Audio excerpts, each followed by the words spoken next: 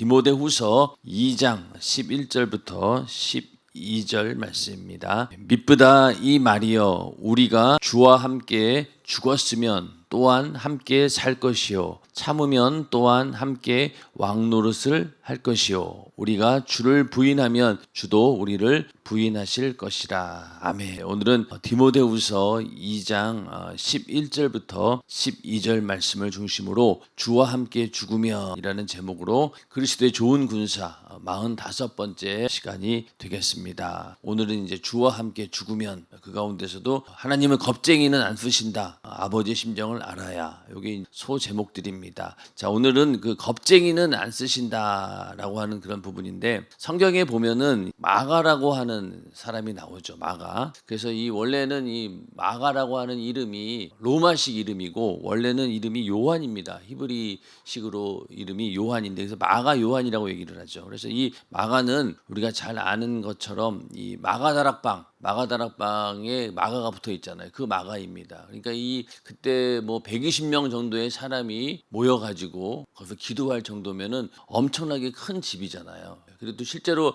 그 마가다락방에 가보면은 굉장히 넓고 거기는 굉장히 고급스러운 저택입니다. 이 마가가 굉장히 부유한 그런 삶을 살았던 사람인 거죠. 그 당시에 그 정도의 집을 소유할 정도면은 굉장히 돈이 많았던 그런 사람이었고, 또 바나바의 생질한 거죠. 바나바의 조카가 되고, 그리고 또 마가복음 14장 51절 52절에 보면은 예수께서 잡히시니까 한 청년이 배 혼니부를 버리고 벗은 몸으로 도망갔다라고 기록하고 있잖아요. 자기가 이제 그걸 기록한 거예요. 자기 자신을. 예수님께서 붙잡혀 가실 때 저렇게 도망가는 자기의 모습을 성경에 그대로 기록하고 있습니다. 거기에 나오는 한 청년이 또 이 마가이기도 하죠. 그래서 이 마가가 나중에 사도 바울과 함께 제1차 전도 여행을 떠나게 됩니다. 거기에 수종하는 자론에 들어가게 되는데, 전도 여행에 동행한다라고 하니까 그냥 동역자처럼 가는 것이 아니라 거의 허드렛 일을 다 하고 수종드는 그런 수종자로 가게 된 거예요. 그런데 이제 이 마가를 데리고 이제 갔는데, 전도 여행을 가보니 자기가 생각했던 것보다는 훨씬 더 어려운 일들이 많았던 거예요. 욕을 먹기도 하고 뭐 두들겨 맞기도 하고 옥에 갇히기도 하고 이런 여러 가지 모습들을 보게 되고,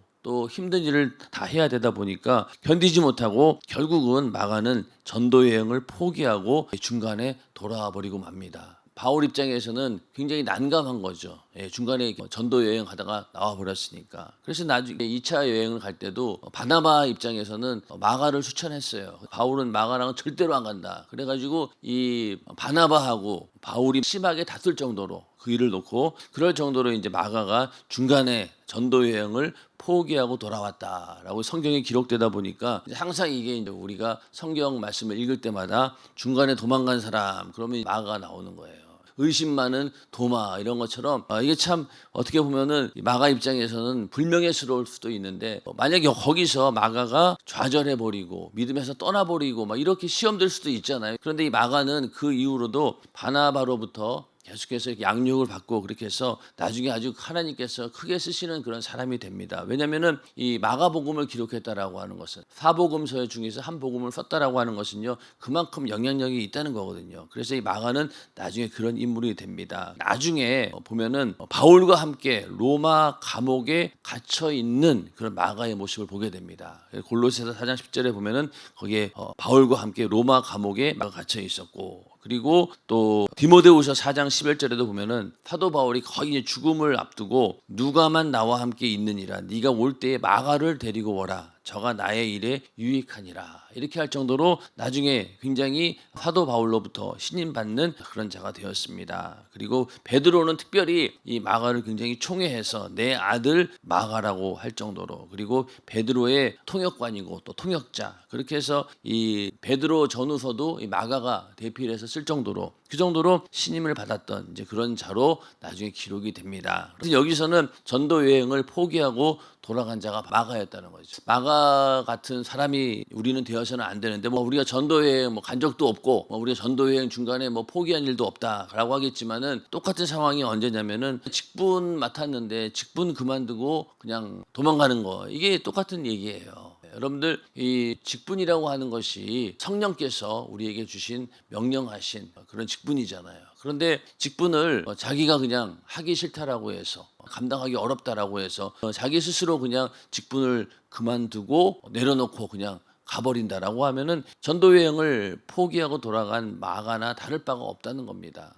그렇지 않습니까? 하나님께서 분명히 임명을 했는데 내가 하기 싫다고 내가 힘들다고 중간에 포기해버리고 그냥 직분 내려놓고 그냥 교회를 떠나는 그런 경우도 있지 않습니까? 그거는 우리가 절대로 있어서는 안 되는 일입니다. 그리스도의 좋은 군사로서의 자격이 없는 것뿐만이 아니라 성도로서의 자격도 없는 겁니다. 우리 연세중앙교회에서 제가 연희동 때부터 있으면서 쭉 느껴왔던 부분은 담임 목사님께서 항상 이거를 강조하셨어요. 그러니까 중간에 직분 맡아놓고 그만두는 거는 있을 수 없는 일이다. 그러니까 모든 사람들이 직분을 딱 맡게 되면은 또 초창기 때는 직분이 그냥 무조건 임명이에요. 그냥 그 전날까지도 몰라요. 당사자는 모르다가 그냥 그 주일날 임명할 때 이름이 불리는 거예요. 그러니까 아무 준비도 되어 있는 상태에서 그냥 무조건 순종해야 되는 거죠. 사실은 직분을 감당할 때 내가 자격이 된다라고 이렇게 생각하는 사람이 누가 있겠냐고요. 안 되죠. 그리고 또 내가 생각한 것보다 훨씬 더 무거운 그런 직분을 맡게 되면은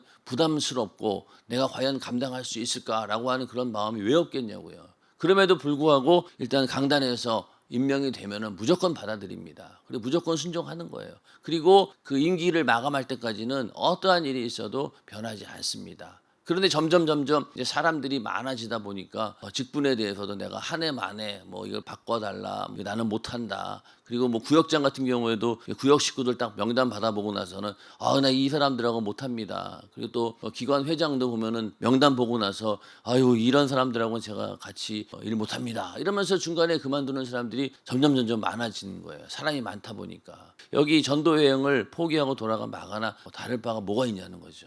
그래서 우리는 직분이 우리에게 임명되었다라고 하면은 내 의지에 의해서 나에 의해서 그것이 포기되거나 중단되어서는 안 된다는 겁니다. 하나님께서 임명하셨다라고 하면은 끝까지 그 사명을 완수를 해야 되는 것, 그게 바로 우리의 책임이고 또 우리의 사명이고 그게 바로 믿음인 것이죠. 절대로 이 직분을 그냥 내팽개쳐서는 안 되는 것이죠.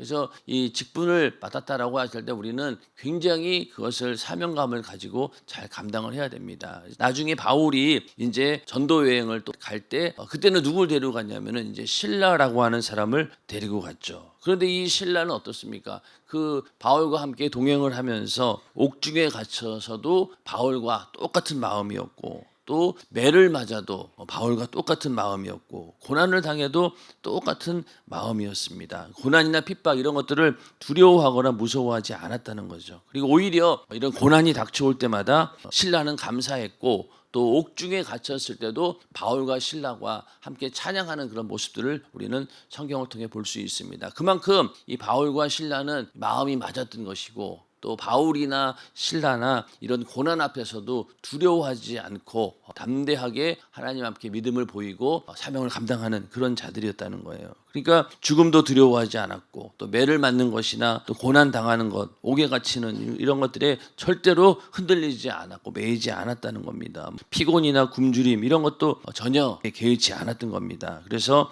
끝까지 이 복음 전하는 것을 방해하는 약한 원수와 싸워서 이겨내는 그렇게 바울로 수용된 사람이 바로 이 실라였습니다. 그래서 하나님께서는 이렇게 겁쟁이를 쓰지 않으신다. 이렇게 담임 목사님은 저서에 표현을 하고 있는데 하나님 앞에 겁쟁이가 될 것이 아니라 실라와 같이 하나님 앞에 믿음을 보이는 그런 그리스도의 좋은 군사가 다 되기를 주님의 이름으로 축원합니다. 성경에는 그 외에도 많은 사람들의 이야기가 나옵니다. 끝까지 담대히 복음을 전하다가 목숨까지도 순교를 당했던 그런 인물이 나오는데 스데반이 바로 대표적인 인물이죠. 돌을 들고 유대인들이 쳐 죽이려고 할 때도 그때도 전혀 그 죽음 앞에 비겁하게 도망가거나 두려워하지 않고 거기서 오히려 그들을 위해서 기도하고 복음을 전하다가 돌에 맞아 죽는. 그래서 그 스데반 같은 경우에는 그가 돌에 맞아 죽으려고 할 때 신령한 눈이 열려서 하늘 보좌를 보게 되고 거기에서 주님께서 자기를 영접하는 그런 모습들을 보게 되었고 그래서 그 죽음도 이겨낼 수 있었던 겁니다. 그러니까 비겁하게 도망치거나 두려워하지 않았던 그런 스데반과 같은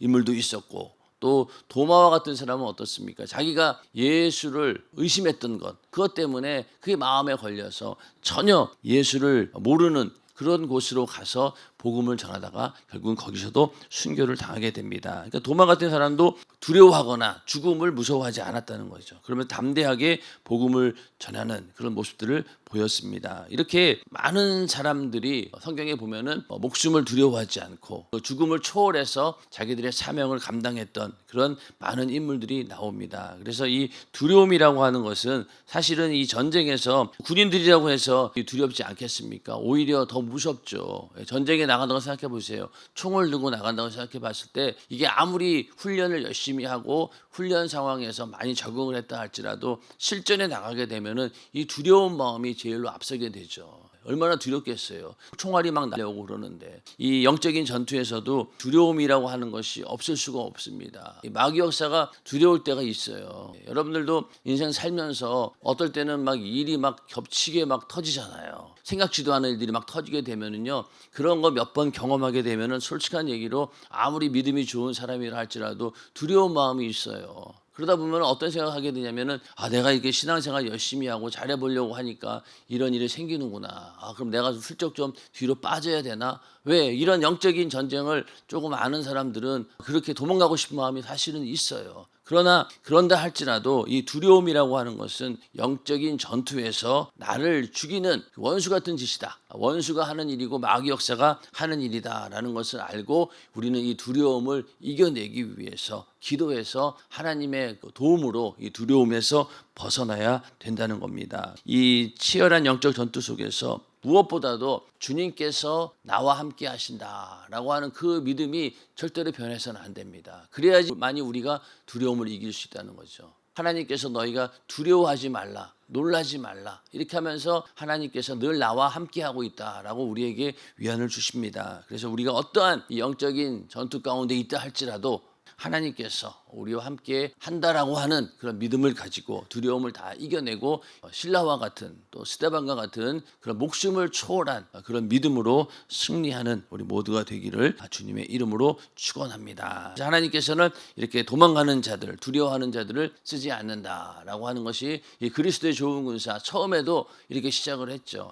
그래서 이런 부분들을 잘 알고 그리스도의 좋은 군사가 다 되어야 됩니다. 또 하나는 아버지의 심정을 아는 것이죠. 주님께서 우리 인간을 구원하기를 원하시는, 주님 당신도 우리 인간을 구원하기를 원하셨지만은 무엇보다도 중요한 것은 하나님 아버지의 뜻이 그렇다라고 하는 것을 너무나 잘 알고 있었던 것이죠. 왜냐하면 하나님 아버지의 뜻이 곧 예수님, 주님의 뜻이었기 때문에, 이 뜻이 마음이 하나가 되어 있었기 때문에 그 심정을 너무나 잘 알고 있었기 때문에 예수님께서는 그 아버지의 뜻에 따라서 목숨까지도 내어놓을 수 있었다는 겁니다. 그래서 하나님의 심정을 너무나 잘 아셨기 때문에 인내와 사랑으로 묵묵히 그 십자가의 길을 걸어가실 수 있었던 겁니다. 자, 그러면 우리도 내 안에 하나님의 마음, 또 주님의 마음이 있다라고 하면은 똑같이 예수님처럼 하나님 아버지의 뜻에 따라서 하나님께서 원하시는 대로 우리는 묵묵히 나에게 주어진 십자가를 지고 갈 수 있다는 겁니다. 그런데 여기서 만약에 우리가 아버지의 심정을 모른다라고 하면 어떻게 되겠어요? 세상은 하나님 아버지의 심정을 모를 수밖에 없죠. 그러니까 예수를 핍박하는 것이죠. 예수님께서 이 땅에 우리 인간을 구원하기 위해서 오셨음에도 불구하고 가장 하나님을 잘 안다라고 했던 유대인들이 예수를 몰라봤으니 다른 이방인들은 알아볼 리가 없겠죠. 그러니까 그 구약시대 유대인들이 하나님은 잘 안다라고 생각했었고 또 하나님을 잘 섬기는 정말로 우리는 선택받은 민족이다라고 자기들은 자부하고 있었지만은 막상 하나님 아버지의 뜻을 이루기 위해 오신 예수 그리스도는 보지 못하고 오히려 그를 핍박하고 결국은 십자가에 매달아 죽이는 이런 어리석은 행동을 하게 된다는 겁니다. 하나님의 마음을 몰라도 너무나 모르는 것이죠. 오늘날은 또 어떻습니까? 하나님도 알고 또 예수도 안다라고 해요. 근데 또 어느 부분에서 잘 모릅니까? 성령에 대해서 잘 몰라요. 그러다 보니까 성령을 오해하고 또 성령을 회방하고 또 성령을 거역하고 이런 일들이 그냥 교회 내에서 벌어지고 있는 거예요. 성령의 은사 방언은 하는 사람들을 보고 미친놈들이라고 그러고 사도 시대에 이미 모든 이런 성령의 역사는 끝났다 이렇게 얘기하면서 아주 서스럼 없이 그냥 성령을 거역하고 회방하는 일들을 하고 있다는 겁니다. 그 얘기는 결국 뭐냐면은 하나님도 알고 예수도 아는데 성령을 모른다는 거예요. 그래서 지금 시대는 또 하나님 보시기에 그 부분에 대해서 책망받을 일이라는 겁니다. 그러나 이 당시 때는 어땠어요? 하나님은 잘 안다라고 했지만 예수를 몰라서 결국은 예수를 죽이는 자들이 되었던 겁니다. 그래서 예수님께서는 이렇게 하나님 아버지의 그 마음을 알고 계셨기 때문에 끝까지 이 고난을 감당할 수 있었던 겁니다. 그래서 영혼을 살리기를 원하시는 그 하나님 아버지의 심정을 알았기 때문에 이 십자가를 질 수 있었던 것이죠. 그래서 예수님께서 세상에서는 너희가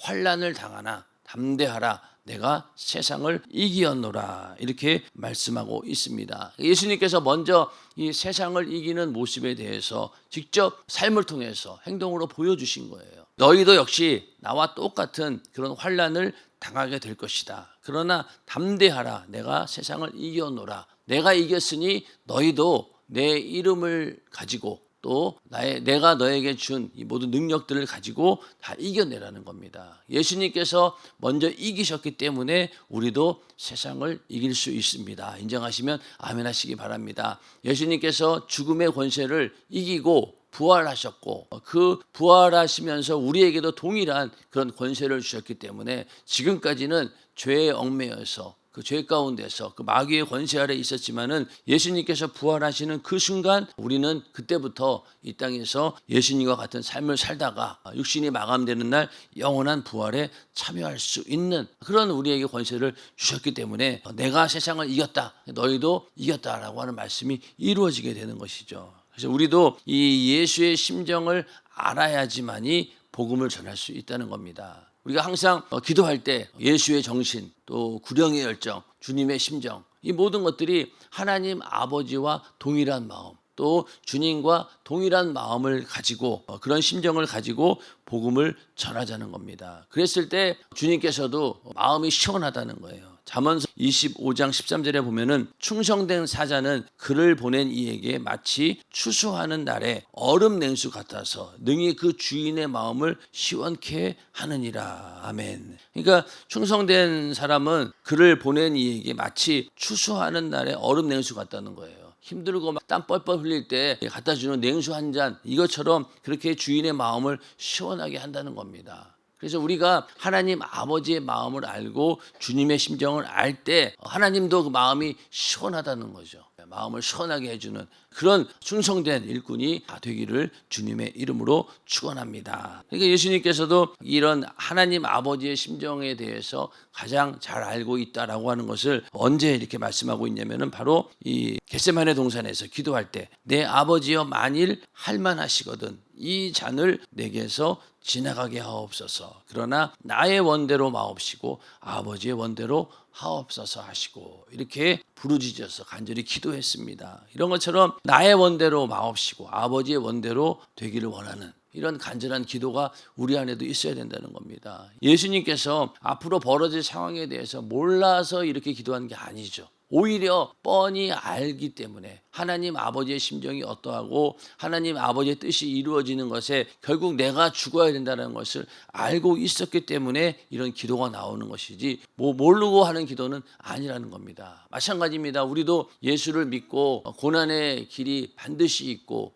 우리에게 주어진 십자가가 있기 때문에 그걸 지고 우리도 예수님처럼 그 고난의 길을 예수의 생애와 동일한 그런 삶을 살아야 된다는 걸 우리가 알고 있다는 거예요. 알고 있다는 겁니다. 예수 믿는 순간부터 알게 되고 성경을 통해서 또 하나님 말씀을 보면서 우리가 뻔히 알고 있는 거예요. 알고 있기 때문에 우리도 이러한 고백이 나올 수밖에 없다는 겁니다. 시간이 지나면 지날수록 또 우리가 믿음이 점점 더 깊어지면 깊어질수록 하나님의 마음을 알게 되고 그 심정을 알게 되고 그러니까 그 동일한 심정을 가지고 우리도 죽어가는 영혼들 방관할 수 없고 어떻게든 그들을 살리고자 하는 그런 하나님 아버지의 심정이 우리 안에 나온다는 겁니다. 그래서 이것이 바로 이 영적인 전투에서 가장 중요한 부분이다. 하나님 아버지의 심정을 알고 그리고 싸우는 것. 이것이 영적 싸움에서 승리할 수 있는 가장 근본적인 능력이 되는 것입니다. 이런 능력이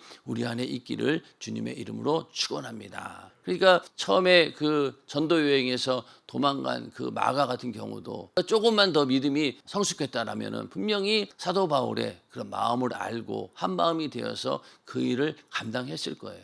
그런데 그걸 몰랐던 것이죠. 믿음이 연약하고 아주 어려서. 그러나 신라 같은 경우에는 마음이 하나가 되었던 거예요. 그러니 바울과 동역할 수 있었던 것이죠. 마찬가지로 주님과 동역하기 위해서는 우리가 마음이 하나가 되어야 됩니다. 그래야지 하나님께서 우리를 쓰실 때 아까 이 말씀처럼 마음이 시원함을 느낄 정도로 쓰실 수 있는 것이지, 쓰는 데 있어서 사사건건 마음이 시원하기는커녕 오히려 불편하면 어떻게 되겠어요? 그건 정말로 쓸 때마다 힘든 거예요.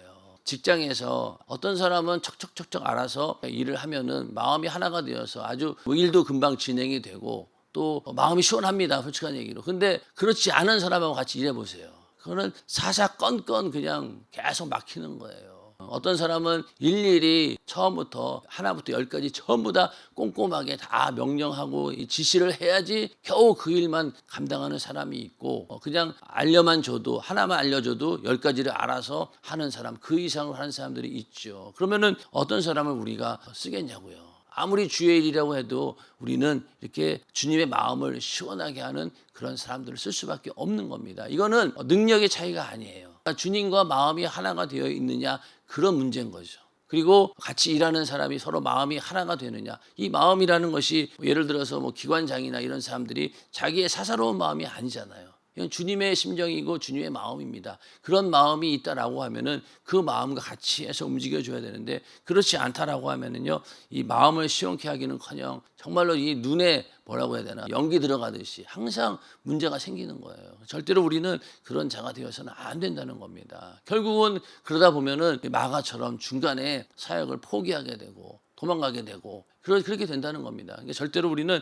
그렇게 되지 않고 늘 주님의 마음을 시원케 하는 그런 직분 감당자가 되기를 주님의 이름으로 축원합니다. 그래서 우리가 하나님의 마음을 알고 아버지의 심정을 안다라고 하는 것, 그것 자체가 서로 마음이 통하게 되는 것이고, 그렇게 했을 때 주의 일을 감당하면서 서로 마음이 시원해지는 것이죠. 우리가 직분 감당할 때 잘 생각하셔야 됩니다. 나로 인하여 문제가 생기고 나로 인하여 여기서 많은 사람들이 마음이 시원한 것이 아니라 답답함을 느낀다라고 하면은 우리는 한번 자기 자신을 잘 검토해보고 기도해서 서로 마음이 하나가 되어서 움직일 수 있도록 나를 만들어야 되는 겁니다. 군인이 마음속에 딴 생각 품고 있으면은요, 큰일 납니다. 그러면 옆에 있는 사람 총 쏴 죽이는 것도 다 이 군인으로서의 신분을 망각해버리고 사명을 망각했으니까 그냥 그 총 들고 적을 쏴야 되는데 동료들 쏘고 그냥 마음에 안 든다고 자기 상관 그냥 쏴버리고 총기 사고 나가지고 결국은 군대가 엉망이 되지 않습니까? 그런 것처럼 그리스도의 좋은 군사도 그런 마음이 하나가 되지 않는다라고 하면은 그런 일들이 내부적으로 벌어질 수밖에 없다는 겁니다. 그래서 우리가 직분을 감당하는 것, 절대로 이것은 우리는 포기해서는 안 되는 일이고, 직분을 그냥 내가 주어졌으니까 한 해 동안 그냥 맡고 있는 것만으로 되는 게 아니라 오늘 말씀처럼 여기 잠언서 25장 13절 말씀처럼 그 주인의 마음을 시원케 하는, 주인과 하나님과 동일한 마음을 가지고 우리가 주의 일을 감당하고 직분을 감당해서 주님 마음도 시원하게 하고 또 하나님 아버지의 마음도 시원하게 만드는 우리 모두가 되기를 주님의 이름으로 축원합니다.